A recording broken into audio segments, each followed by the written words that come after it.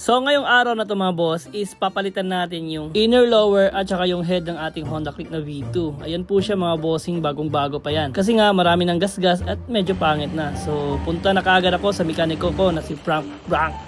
Habang papunta ako sa kanila mga boss, meron pang checkpoint dyan dito sa Nasipit. So tamang chill lang tayo dyan mga boss. Then pagdating ko sa kanila mga boss is meron pa siyang ginawa dito, nagpa magic lower. So ayan.